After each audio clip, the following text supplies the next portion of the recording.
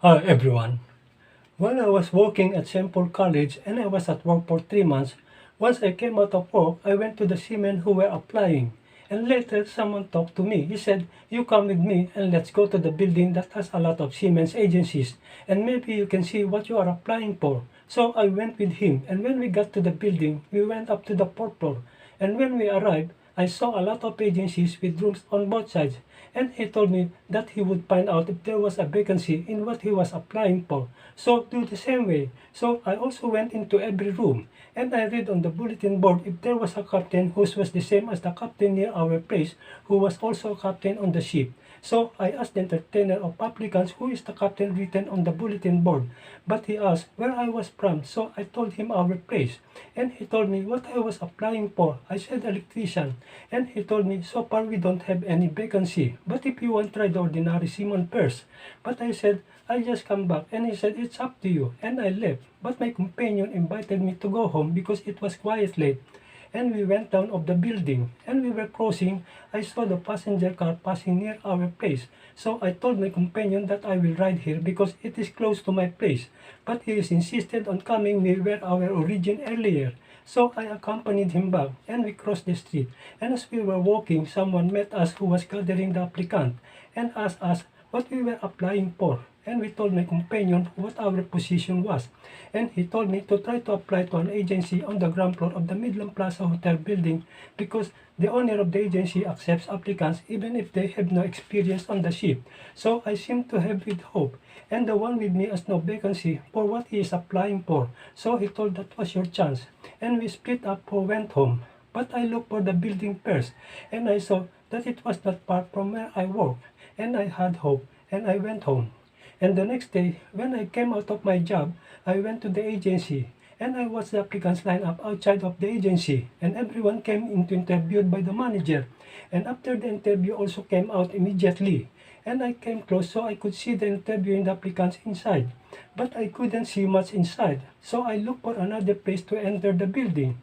And I saw that there was a door on the other side of the building, and I went and looked for the door of the agency, and saw that there was an exit for to the employees who went to the comfort room, and I tried to go inside to observe well.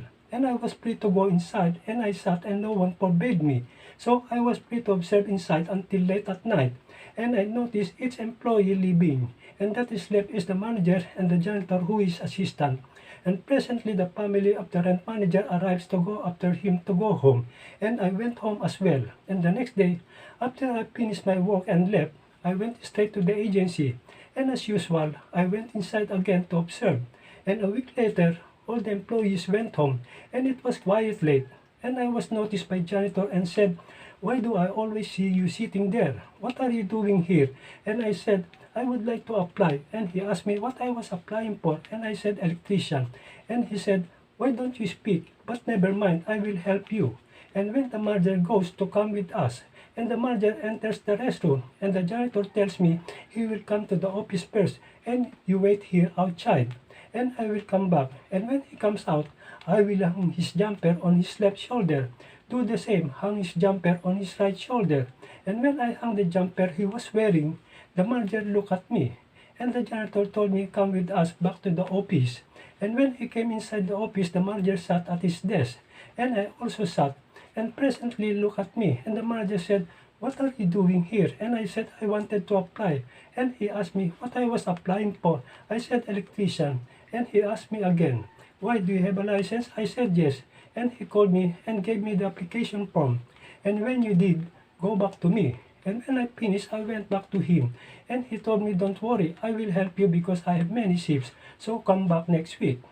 When I returned, the manager told that I had been approved by his principal, so the next day he gave me a referral for a medical examination at their clinic. After my medical examination, the doctor gave me the result, and I gave it to the manager, and when he saw the result, he told I had passed, so just wait.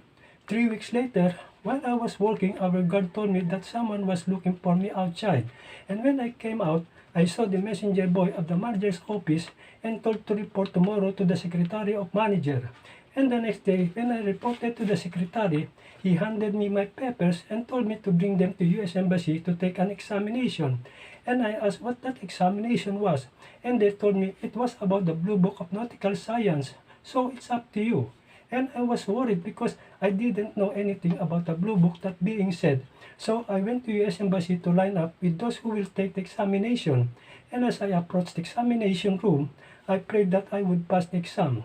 And when it came out that those who took the exam came to our line, and he said what his exam was, and I heard it well. And he left, and we entered, and I was included in the first row, and my seat was the 9th to the 15th seat. And the examiner said if he gave the test paper, do not answer first, but wait for his signal, and then give the test paper from the first row to me. But when he came to me, he stopped and looked at me first. So I also looked at him. He did not give me the 9th test paper, but subjected he gave it to me. And the 10th was given to me. And then he kept giving me the test paper until it was all over.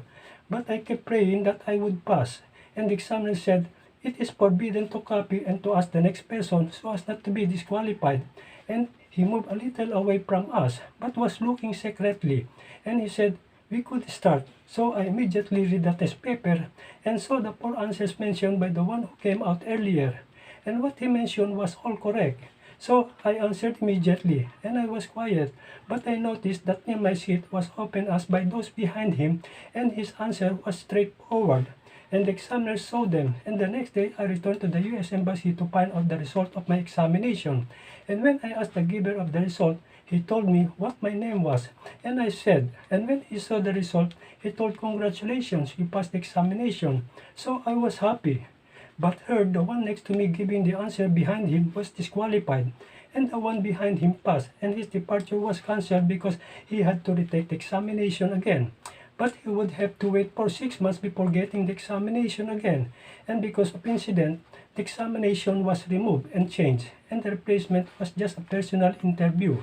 And I went back to our manager's office and found out that I had passed, so the secretary told me to just wait for my flight schedule. And I went back to my job, but our department supervisor was curious. He asked me why someone was always calling me and talked to me, and asked why I was resigning, and I was asked if anyone offered me a bigger salary, but I said no, and I just wanted to be able to Seaman because the salary is higher and for the good future of my family, and I became a Seaman so far. And my next testimony is about how I learned to dance at the age of 43 years old. Thank you for watching patiently, and please don't forget to like and share. Thank you very much. Bye.